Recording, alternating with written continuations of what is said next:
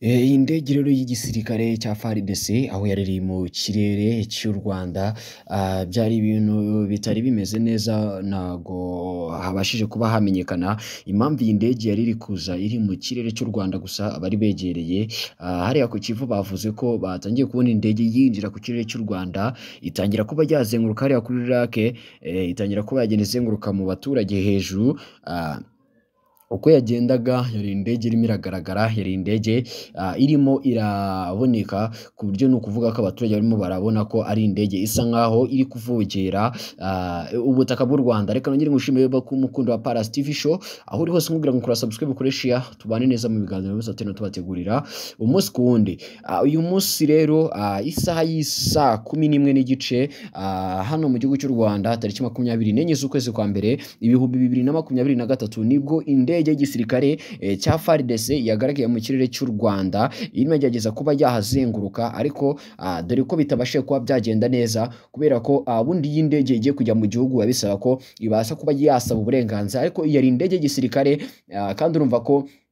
ukuntu byari bigiye kuba byagenda cyangwa se uburyo byari bimeze kano kanya cyari bisa nkaho ari nko kuvogera igihugu, kuba babona indege y'igisirikare cya FARDC injira mu gihugu cy'u Rwanda igatangira kuba yazenguka hejuru. Ubona ko ari ikibazo gikomeye cyane, n'ubushotoranyi bukomeye. Murabizi ko hamaze igihe kinini hari kuvugwa ibijyanye nuko FARDC iri yasenzaga u Rwanda yuko ishobora kuba ifasha umutwe wa M23, ariko n'ubundi biza kurangira bigaragaye ko umutwe wa M23 udafashwa igihugu cy'u Rwanda, dore ko wihakanye vuga ko usibye no kuba ngo barawufasha nta n'urudodo cyangwa se urushinge bigize babona bakoresha bivuye mu gihugu cy'u Rwanda, ahubwo bo ni ubwenge bwabo ndetse n'ubushobozi bwabo bakoresheje kugira ngo babashe kuba bafata ibyo bafite uyu munsi. Ibi ngibi rero bikimara kuba by'abaturage benshi cyane bagize ubwoba, batangira kwibaza ibyo ari byo, batangira kugenda ese bibaza ngo ese kuba bigenze gutya biraza kuba byagenda gute, biraza kuba bihagaze gute. Ariko nyine uko babonaga ko rwose Kongo yari ikabije kuba yavugira igihugu cy'u Rwanda, kuko kuba yakohereza indege za gisirikare ziza kwirirwa zizenguruka mu gihugu cy'u Rwanda aba ari ibintu bitagaragara neza, aba ari isura mbi itari nziza kuba hakorwa icyo gikorwa, ndetse n'igihugu kitabizi, ndetse bitari n'ibintu bitajya bikorwa kuba indege ya gisirikare y'igihugu yajya mu kindi gihugu itatse uburenganzira.